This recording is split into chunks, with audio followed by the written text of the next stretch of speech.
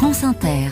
Les chroniques littorales nous conseillent un livre ce matin. Bonjour José-Manuel Lamarque. Bonjour Mathilde Munoz. La Matelote et les funambules, c'est un récit d'aventure, un voyage dans l'Atlantique raconté avec humour. Son autrice Sandrine Pierrefeu est votre invitée. La Matelote et les funambules, on va dire c'est un Barnum quand même. Vous embarquez des alpinistes, des clowns. Funambule sur l'eau, ça marche. Direction le Groenland. Oui, tout à fait. Et vous partez d'où? On part de Bretagne. C'est un morceau de transatlantique en fait déjà, parce que c'est assez loin et assez haut déjà de rallier le Groenland en bateau. Il y a 4 ans, on s'était vu pour 66 degrés nord. C'est là, ça, partir 66 degrés nord. Et là, vous êtes revenu en Bretagne, mais là, vous prenez un équipage avec vous. C'est pas vraiment des marins. Mais ils sont drôles, il y a des musiciens. Il y a tous, c'est une caravane. Mais quelle idée! Ça arrive souvent que pour aller dans le Grand Nord, on embarque des alpinistes parce qu'on rallie des endroits avec des montagnes féeriques, ça, c'est clair. inaccessibles autrement que par l'eau. Vous les appelez les Candides de haute mer. C'est beau, hein? Merci. C'est l'idée de l'entre-soi des marins qui est brisée par des gens qui n'y entendent rien. C'est toujours très fertile de se voir dans le miroir de l'autre, en fait, de l'autre qui ne sait pas. Vous êtes en train de me doubler dans l'interview parce que justement, les gens qui n'y entendent rien, vous avez mis un glossaire. Tout à fait. Dans votre livre, c'est ça qui est bien. Qu'est-ce que c'est qu'un clapot? Un clapot, c'est une petite vague levée par le vent. Ah, d'accord. Et ça clapote.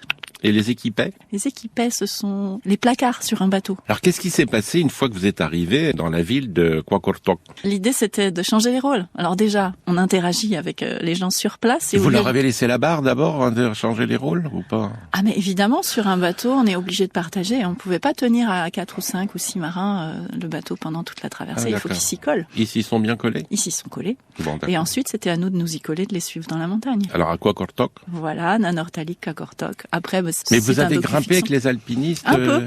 Un petit peu? Un peu. Et je me sentais aussi bête qu'eux sur le pont du bateau. C'est là que ça devient marrant. C'est là que c'est intéressant. Et les funambules, les clowns, qu'est-ce qu'ils faisaient dans tout ça? Eh ben, ils allaient tendre des fils entre les montagnes et marcher dessus tout en jouant de la musique. Vous imaginez? Ah oui. Il y avait de la flûte, mais ils peuvent jouer de tout. J'en connais un qui joue de la contrebasse, qui se pend à un fil comme ça dans le vide et qui joue de la contrebasse. C'est l'héritier de Maurice Baquet. Alors, votre ouvrage, c'est écrit comme un livre de bord. Changement de casquette, féerie minérale, remue-ménage, messe silencieuse, glissement de terrain. À chaque fois, vous annoncez la sauce qui va accompagner le plat. C'est aussi pour qu'on puisse y rentrer. J'aime bien, personnellement, rentrer dans les livres à n'importe quel endroit, à n'importe quel moment. Pour ça. Et c'était ça l'idée. Forme de politesse. Et parce que je l'aimais, je l'ai mangé. Ah oui, ça c'était un homme du Vanuatu qui m'expliquait ça quand j'étais petite. Il avait mangé le petit doigt de sa fille, les cendres de sa fille, mais pour pas la perdre parce qu'elle était décédée. Il y a vraiment eu du remue-ménage comme vous l'écrivez? Oui.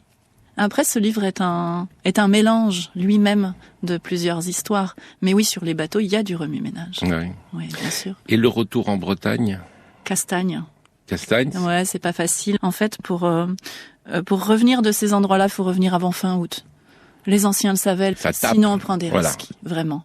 Les gens qui allaient pêcher à Terre-Neuve, comme on disait, devaient être rentrés avant fin août, sinon ils risquaient de se perdre. Vous ne vous êtes pas perdu, mais vos passagers s'en souviendront. Tout à fait. Les candides de l'équipage. Parce que le retour n'a pas été facile. Hein. Non, on s'est glissé entre 2 ouragans ce coup-ci, mais il y a 2 ans, j'ai refait ce trajet, c'était à peu près pareil. Non, c'est malaisant et pas très malin de rentrer après la fin du mois d'août. Faut revenir avant. Oui, mais comme l'été austral est court, on est tenté d'y rester, c'est tellement beau là-bas. Vous ne changerez jamais, Sandrine Pierrefeu. Je le prends comme un compliment. La Matelote et les funambules par Sandrine Pierrefeu, le nouvel ouvrage de cette aventurière sur mer et en océan. Eh bien, c'est édité chez Glénat. À demain, Mathilde Munoz. À demain, José-Manuel Lamarque.